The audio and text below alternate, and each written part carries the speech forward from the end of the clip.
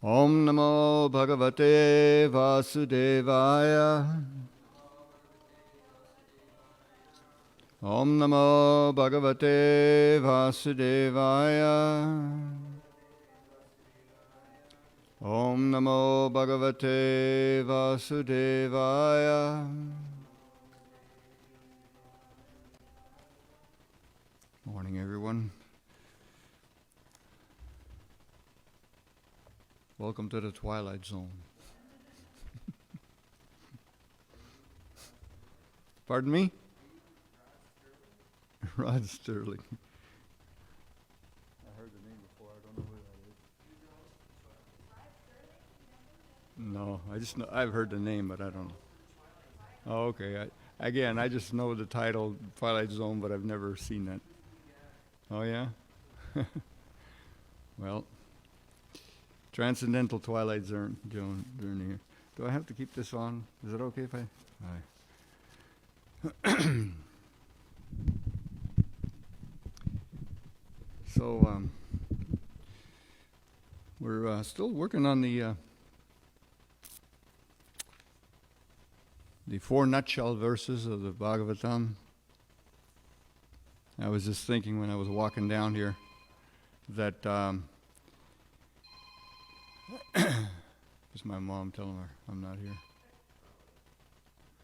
So we have these 4 verses. I'll just run through them again.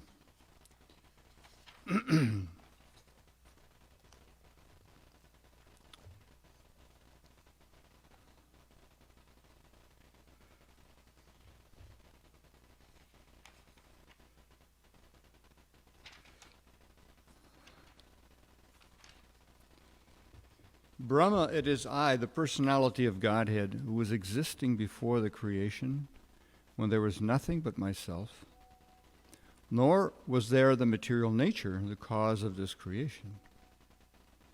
That which you see now is also I, the personality of Godhead, and after annihilation, what remains will also be I, the personality of Godhead.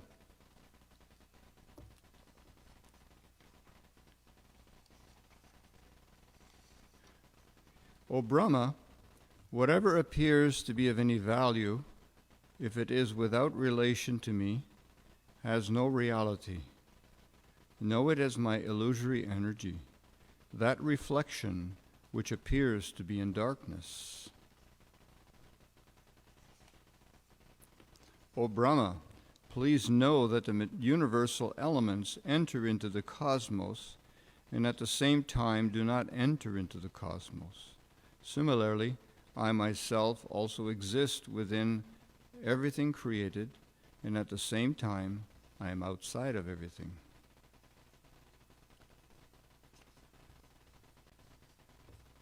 In today's verse, please repeat, etāvad eva jijñāsyaṁ tattva-jijñāsunātmanaḥ anvaya-vyatirekābhyāṁ syāt sarvatra sarvadā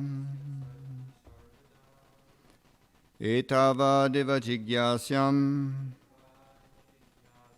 tattva-jijñāsunātmanaḥ anvaya-vyatirekābhyāṁ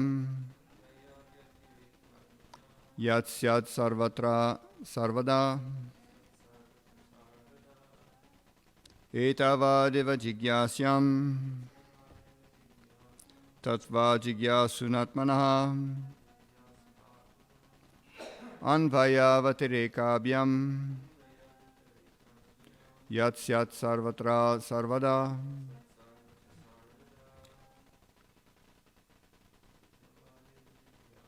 etāvad eva jijñāsyaṁ tattva-jijñāsunātmanaḥ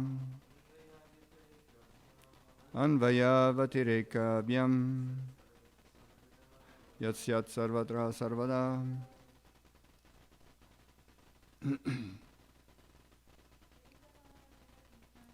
etāvad jijñāsyaṁ, tattva-jijñāsunātmanaḥ,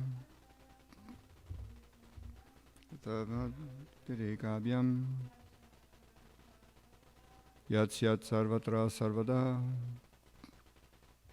Etāvat, up to this, eva, certainly, jijñāsyam is to be inquired. Tattva, the absolute truth. Jijñāsunā, by the student. Ātmanaḥ, of the self. Anvaya, directly. Vyatirekābhyām, indirectly. Yat, whatever. Syāt, it may be. Sarvatra, in all space and time. Sarvadā, in all circumstances. Translation. A person who is searching after the absolute supreme truth, the personality of Godhead, most certainly search for it up to this, in all circumstances, in all space and time, both directly and indirectly.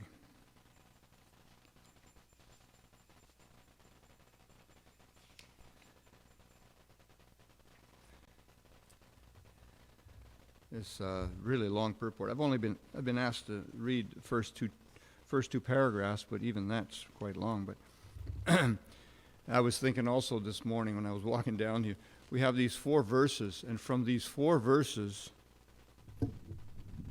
they were expanded into 18,000, is it? 18,000 verses, Bhagavatam. And then Srila Prabhupada has given all these purports. And this insignificant hunk of coal here is being asked to elaborate on this. So, I mean, and then Srila Prabhupada has expanded with his purports, but then there are so many other acharyas that have also expanded on the Bhagavatam. I was reading the other day in Giriraj Swami's book, Let Me Build You a Temple, and at one point Srila Prabhupada's making a comment about, yes, we can write another Bhagavad Gita. And they were a little puzzled when they heard that, The disciples were a little puzzled. Yes, we can write other Bhagavad Gitas on the commentaries of other previous acharyas. So there's no end to expanding on the philosophy of Krishna consciousness. And we're going to make our humble attempt here on sharing some insights that I've been reflecting upon. Purport by Srila Prabhupada: to unfold the mystery of Bhakti Yoga as it is explained in the previous verse is the ultimate stage of all inquiries, or the highest objective for the inquisitive. So here Prabhupada is establishing the supremacy of Bhakti Yoga. Everyone is searching after self-realization in different ways, by karma yoga, by jnana yoga, by dhyana yoga, raja yoga, by bhakti yoga, etc. To engage in self-realization is the responsibility of every living entity developed in consciousness. One who is developed in consciousness certainly makes inquiries into the mystery of the self, of the cosmic situation, and of the problems of life in all spheres and fields, social, political, economic, cultural, religious, moral, etc., and in their different branches. But here the goal of all such inquiries is explained. Krishna tells Arjuna in the Bhagavad Gita that out of thousands among men, one may endeavor for perfection, and out of those who attain perfection, hardly one knows me in truth. So out of thousands of men, one may endeavor for perfection. But in one sense, everyone is searching for self-realization, Prabhupada is pointing out here. So how do we accommodate these two views? Everyone is searching for self-realization, but on the other hand, out of thousands among men, hardly one is searching for perfection, which is self-realization. So how do we accommodate this contradiction? Just curious. Yes.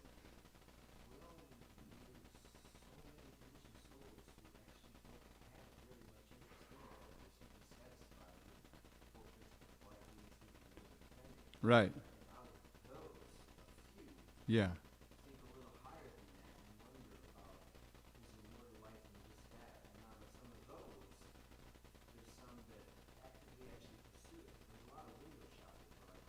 Right.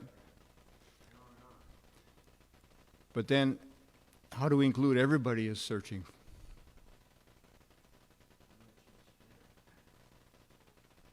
The only thing that I could come up with is that everyone is searching knowingly or unknowingly. Yeah. Everyone is searching for love. Yeah. That is An aspect. based on. Yeah. That's based on. Yes. One is searching for love. Everyone is searching for love, which is an aspect of perfection. So, and everyone is searching for pleasure. Who doesn't want to have pleasure? And Bhakti Yoga is pleasure, culmination of pleasure.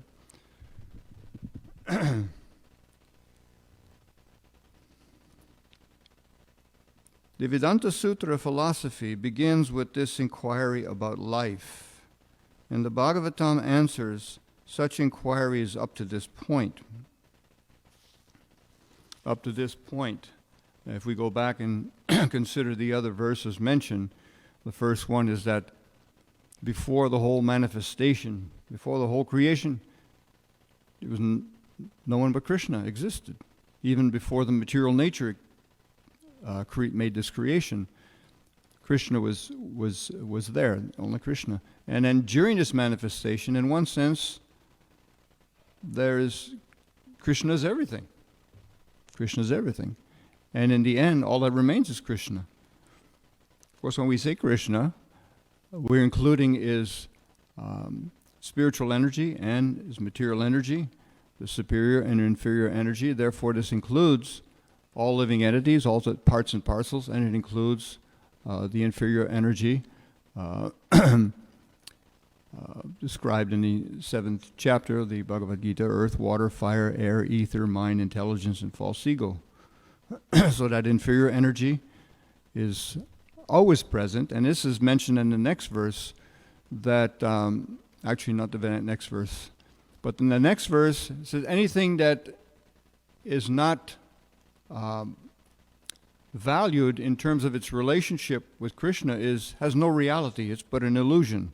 Why? Because Krishna is everything. There cannot be anything not connected to Krishna. So even the illusory energy actually is a manifestation of Krishna's energy. So this forgetfulness of Krishna is a characteristic of this illusory energy. And in the third verse, that the example given, how although Krishna is everything within this manifested realm of so-called material energy, he remains complete outside of that manifestation. He remains himself. The mathematical equation is that 1 minus 1 equals 1. So Krishna always remained full and complete. And the example given is that similarly the material energy, the material elements, earth, water, fire, air, although they are part of everything that exists, they also remain outside of themselves. For example, if you have a clay pot, we know, okay, the clay pot exists here, but it is made of earth, it is made of water and fire, at least we know that. And earth and fire and water exist outside of that clay pot. So similarly, Krishna is existing outside of his is creation. So philosophy, this is Vedanta philosophy, and according to the dictionary, philosophy is a rational inquiry, rational investigation into the truths and principles of being, knowledge, and conduct. Isn't that interesting? According to the dictionary, very similar to how we define the absolute truth. Sat, Chit, Ananda. Ananda being is activity, is conduct. So the philosophy of the Vedanta Sutra begins with Atato Brahma Jigyasya. Who am I? What is Brahman? And Arjuna asks the same question to Krishna in the 8th chapter. He says, what is Brahman? What is the self? What is this material nature? What is karma? Fruit of activities.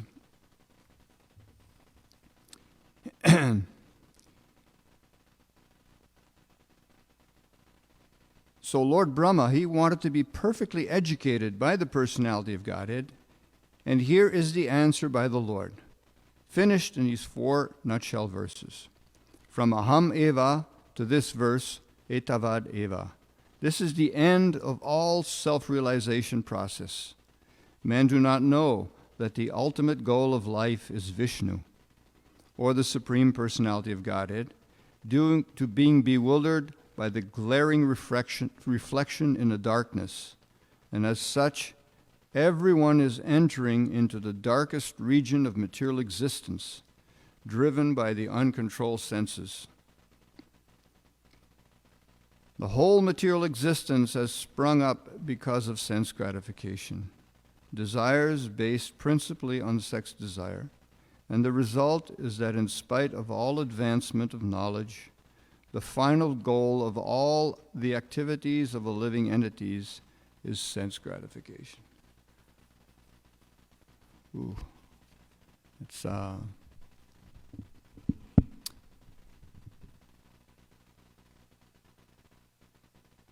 it springs up. Obviously, it's indicating how this, all these attempts at trying to enjoy in this material world are attempts of sense gratification because they're operating on a platform of the false self. So unless we have some indications, some understanding of the true nature of the self, then all attempts, all of our work, all of our studies, philosophies, all of our scientific endeavors will ultimately lead to further entanglement, basically, just further entanglement into and forgetfulness of the real goal of life. But here the real goal of life, and everyone should know it by inquiries put before a bona fide spiritual master, expert in the science of Bhakti Yoga, or from a living personality of Bhagavatam life.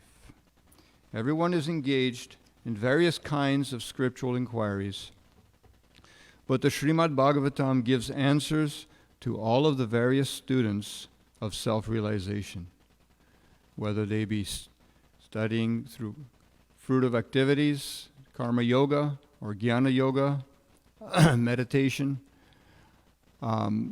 If somehow or other one is fortunate enough to come in contact with the bona fide spiritual master, and here we're specifically referring to Lord Brahma, then one can have all his answers, all his questions answered. Actually, this is the title of the next chapter. Bhagavatam is the answer to all questions. This ultimate objective of life is not to be searched out without great labor or perseverance. One who is imbued with such sincere inquiries must ask the bona fide spiritual master in the disciplic succession from Brahmaji. And that is the direction given here. Because the mystery was disclosed before Brahmaji by the Supreme Personality of Godhead, the mystery of all such inquiries regarding self-realization must be put before such a spiritual master who is directly the representative of the Lord, acknowledged in a disciplic succession. I was thinking also, and I don't recall all the details of this, or even if there's such much elaboration on it, but when Brahma was sitting atop the top of the flower and was inquiring about the source of his existence, right? That was a situation. So he's inquiring the source of his. What did he do? He went down the stem. So here was an external attempt at trying to understand himself. He made some. Of course, his wasn't an ascending process; it was a descending process. descended down the stem of the, but is characteristic of a separate attempt in trying to know himself. But then when he decided, let me just sit here, and then he meditated, went within rather than without. He went within, and then he heard tapas. It was from revelation. So that, and of course, as a result of his meditation and his sacrifice, Lord Krishna appeared to him, and thus his pursuit came to perfection. So, in the same manner, rather than trying to understand the source of our existence through so many artificial means, or try to achieve pleasure through so many artificial means, or try to understand the truth, the process is to receive it from those who have seen. When you have thus learned the truth, Krishna says to Arjuna, you will know that all beings are but part of me, that they are in me and they are mine. Hearing from Krishna's directly is such an easy process. Krishna says, there's no truth superior to me. Everything rests upon me as pearls are strung on a thread. So, of course, it requires faith, but that faith can be substantiated by applying the teachings, putting them into practice, and then getting the realizations.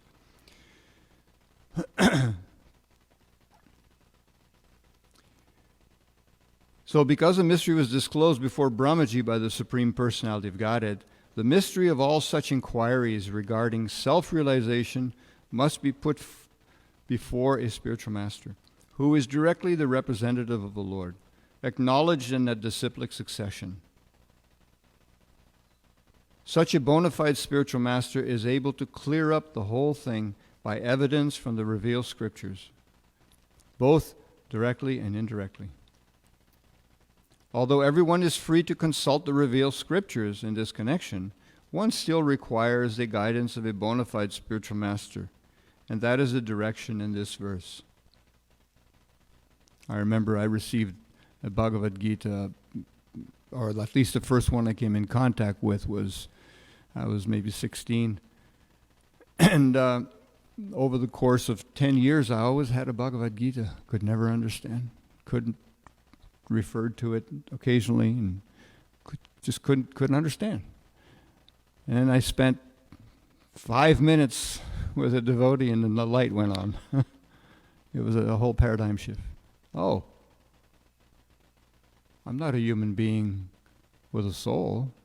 I'm a soul with a human body. You know, it's this total paradigm shift. So, of course, we may have evolved from previous lives. We may evolve to the point where, yes, just by getting Srila Prabhupada's books, we can get realizations, but we should definitely take into that consideration. Actually, it is it is essential, actually, to take shelter of the bona fide spiritual master, because we know from the example even of Lord Chaitanya. Lord Chaitanya himself was the supreme, and he accepts the spiritual master. So to think that we can we can progress without the assistance of a spiritual master is we won't get very far. So And one of the reasons given here is that the bona fide spiritual master in a bona fide chain of disciplic succession never claims to be the Lord himself, although such a spiritual master is greater than the Lord in the sense that he can deliver the Lord by his personally realized experience. That is the process of bhakti. Krishna is actually more pleased when we approach his devotee than trying to approach him directly. And he says, there's no one more dear to me than he who preaches this message to my devotees. Message of Bhagavad Gita. So,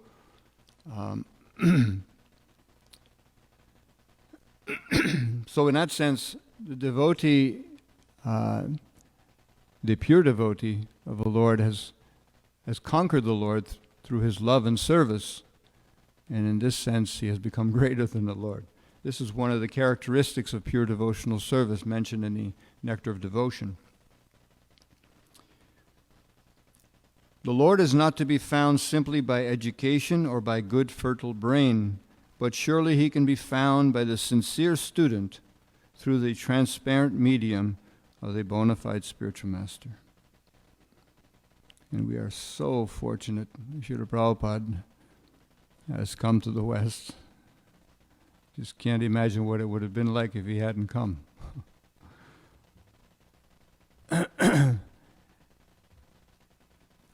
And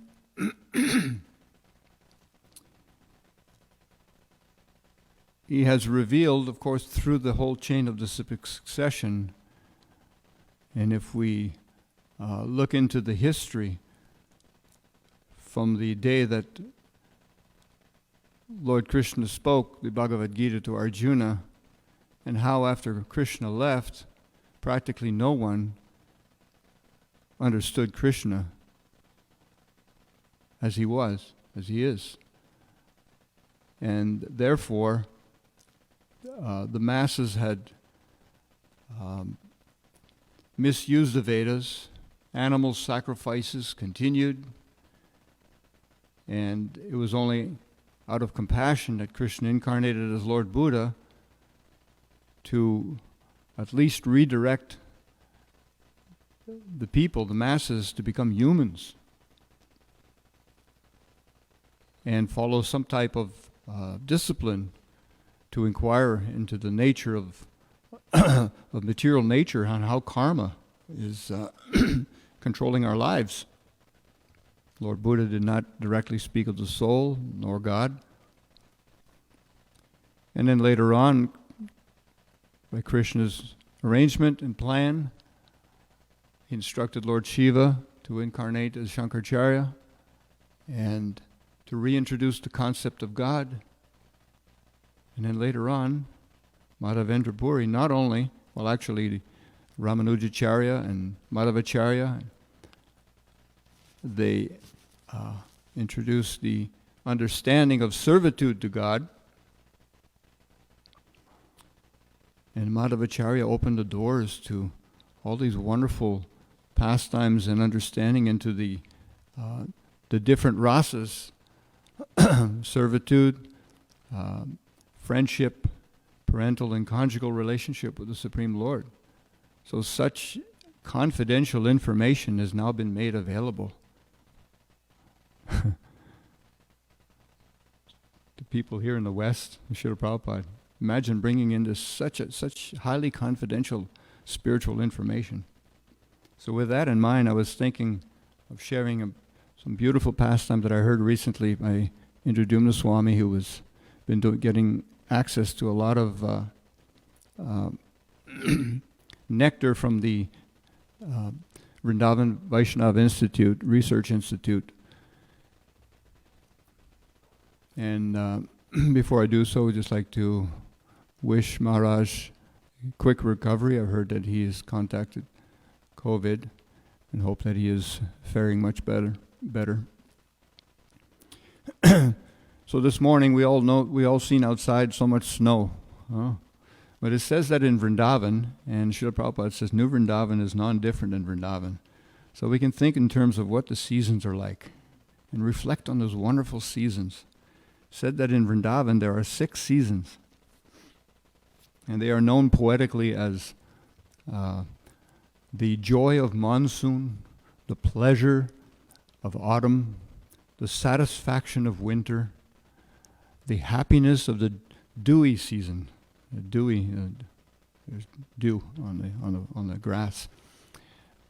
The beauty of spring and the all auspiciousness of the summer season. And these seasons are existing at all times in different forests in Vrindavan. And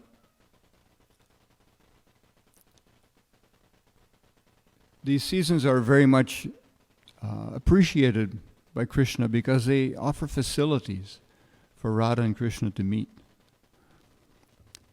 It says that Radharani is like camphor, sandalwood, and moonlight in the summer for Krishna, because she's offering a cool radiance for Krishna's limbs.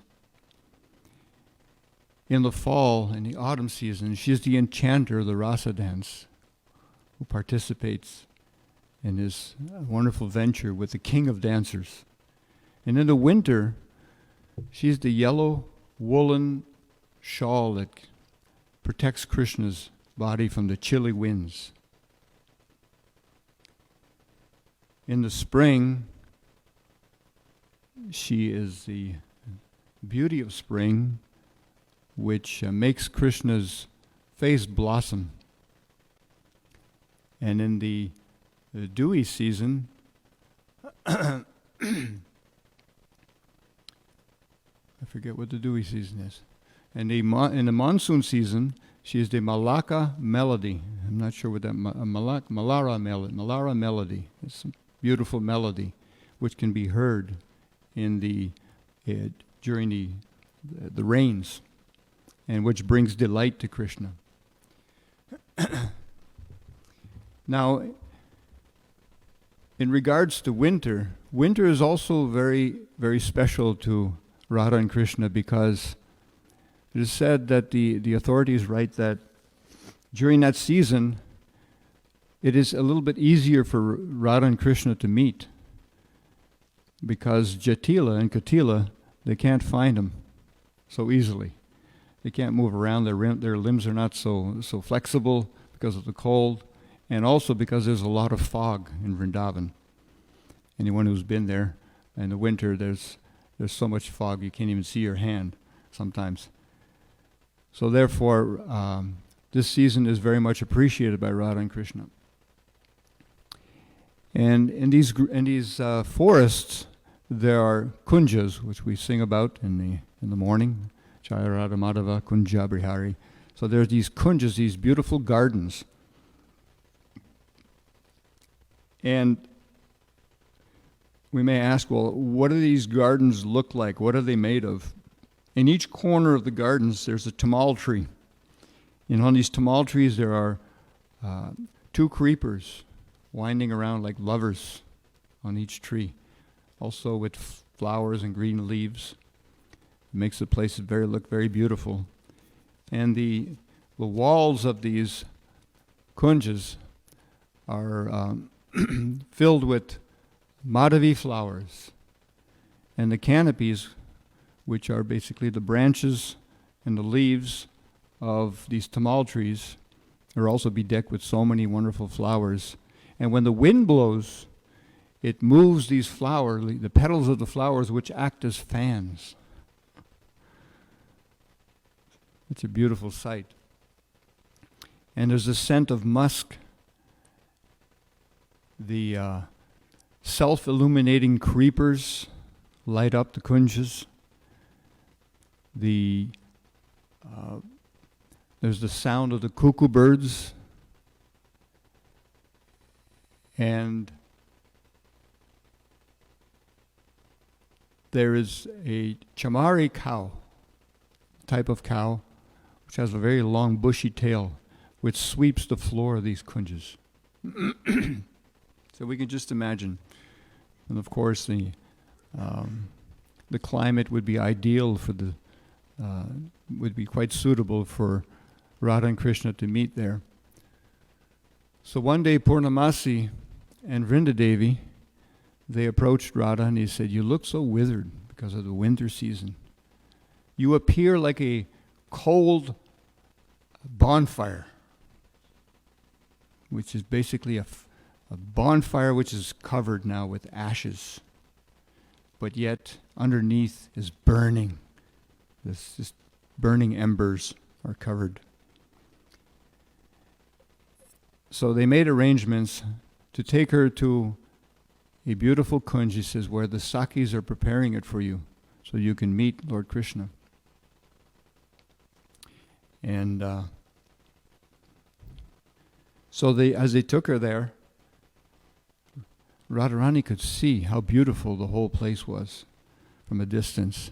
So colorful. There were red, ripe mangoes. There were ripe orange, tangerines, yellow star fruit, black bale fruit, lodra flowers, white lodra flowers, and green foliage everywhere around the kunj. And as she got closer, she became intoxicated with the smell of aguru wood. It's a very, very fragrant wood.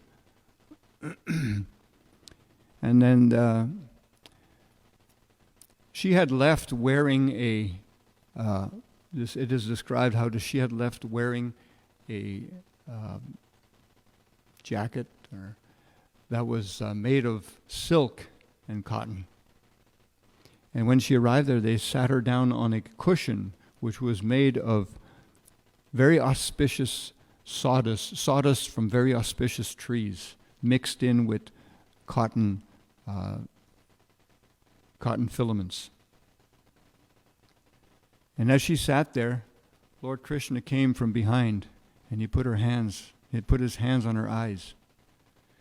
And Lalita said, with a smile, "Oh, Radha, guess who has come here?" And then she went to touch Krishna's hands, and Lalita says, no cheating, don't touch. And Radha said, "By the fragrance that surrounds me, I can only think of Krishna. The breath makes me think it's Krishna. My own breath makes me think it's Krishna. The air that surrounds me makes me think it's Krishna. The thirst of my eyes makes me think that it's Krishna. All the pores of my body make me think that it's Krishna." And then she said, "Oh Krishna, you have satisfied this burning desire to come and meet you." And then she turned and she told Krishna, "Let us go to to where the daughter of the sun god is flowing, the Jamuna, which is warm, whose waters are warm in the winter and are cold in the summer." Jamuna's water are warm in the winter and they're cold in the summer. So they went to the bank of the Jamuna, and sitting down on the asana, they wrapped each other in his blanket, cotton-filled blanket. And Radha looked up in the sky and he says, "Oh, just see, Krishna, how the moon is going from one cloud to another cloud, just like you go from one gopi to another gopi." And Krishna became embarrassed. And then he said, "Actually, Radharani, if you look closely, you will see that the moon is stable. And it is the clouds that are going to the moon. Just like I am very stable, and the gopis, they come and go." And he recited a beautiful poem glorifying the winter season. And shortly after, the Sakis came with these golden pots. And these golden pots were filled with khichdi, And along with the khichdi, they brought along 4 other items, which papadums, chutney, pickle, and ghee. Now some may ask, some may wonder, well, Radharani and Krishna eating khichdi? Seems like a very plain food, generally speaking. But actually in Vrindavan, anything that is offered with love and devotion becomes nectarian. And Krishna took a spoonful of the khichdi and then he put it up to Radharani's mouth and fed her. And then Radharani took a spoonful, put it up to Krishna's mouth and fed him.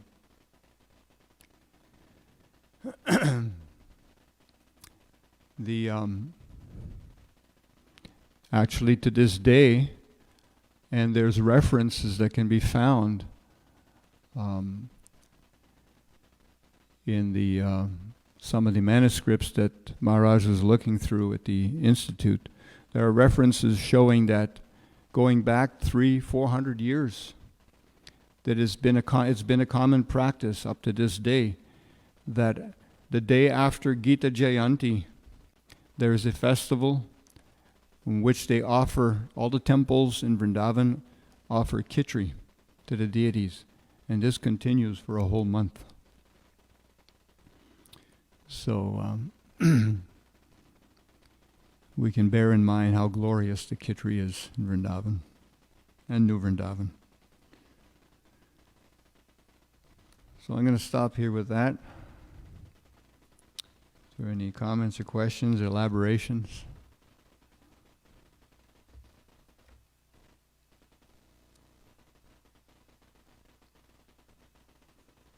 I had a question.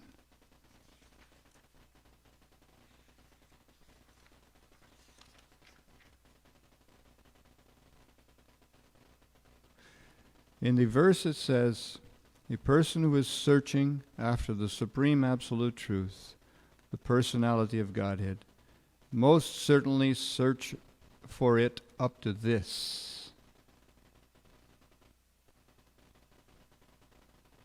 In all circumstances, in all space and time, both directly and indirectly. Search for we're searching for the absolute truth, the personality of Godhead, searching for it up to this. Prabhu. To see the Supreme Lord. Any other? I mean, there's no perfect answer, or they're all perfect answers. Let's put it this way: searching it for up to this. And then it says, in all circumstances, all space and time, both directly and indirectly. In my mind, this kind of denotes a limitation. But on the other hand, there's no limit. Yes? To meet the Supreme Lord face to face. To see and to meet the Supreme Lord. This reminds me of when Lord Chaitanya was asking Ramananda Roy about the goal of life. Ramananda Roy begins by saying that to be situated in a varnashram. And then Lord Chaitanya said that wasn't complete. And then he said actually to be performing one's occupational duty, but without attachment to the results of the fruits. And then Lord Chaitanya says, oh, there's more. And he says, oh, totally surrendering to Krishna, which is echoed in Krishna's words in the Bhagavad Gita. Abandon all varieties of dharma. Just surrender to me. And Lord Chaitanya says, yes, but there's more. He went on and on and on to elaborate more and more, to the point of coming to the glorification of the devotees' unalloyed, uninterrupted, undeviated service to the Lord, Bhakti Yoga,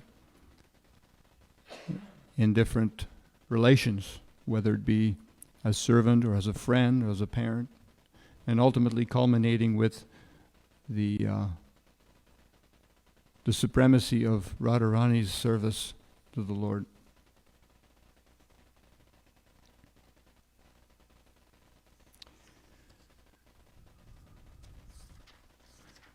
Such an amazing philosophy. In all circumstances, in all space and time, both directly and indirectly.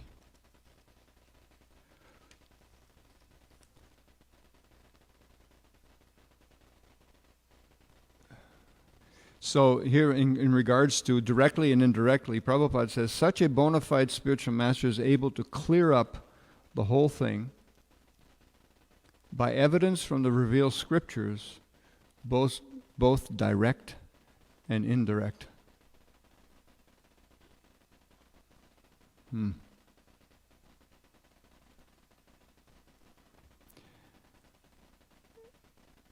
That's why this Gaudiya Vaishnavism, actually there was a, this reminds me of a pastime, I'll briefly touch on it.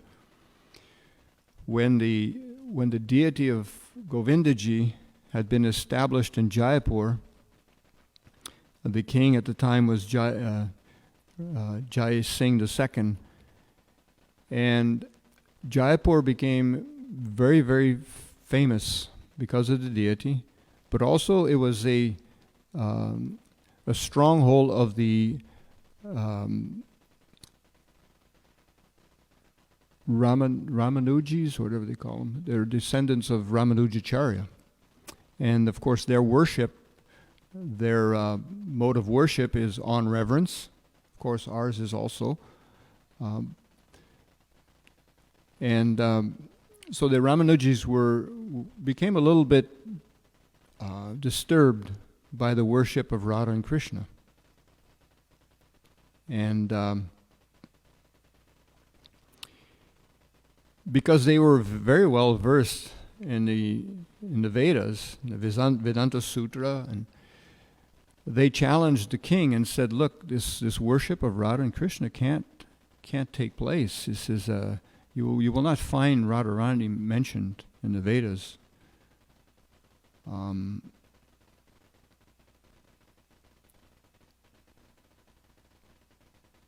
Although I read just a few days ago that there are some Vedas which do mention her, but regardless, the Ramanujis were challenging in this way that this worship of Radha and Krishna was not supported in the Vedas, and also their criticism was that the Gaudiya Vaishnavas, because they were basically speaking out against Gaudiya Vaishnavism at the time, the Gaudiya Vaishnavas don't have a commentary on the Vedanta Sutra.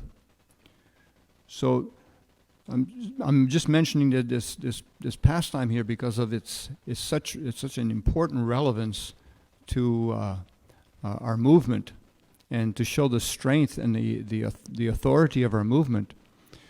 So the king was challenged in this way. So he approached, because he was such a very genuine bhakta.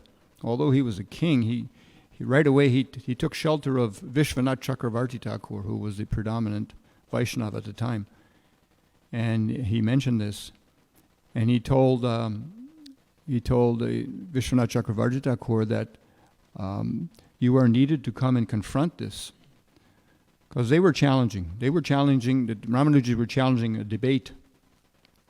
So Vishwanath Chakravarti Thakur said, "I can't go. I'm too old." So he sent Baladev Vidyabhushana. Yeah.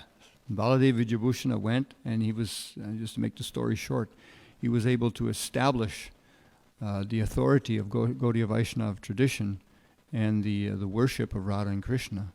So such a... and many of the Ramanujis actually took shelter of Baladev Vidyabhushana and became his followers.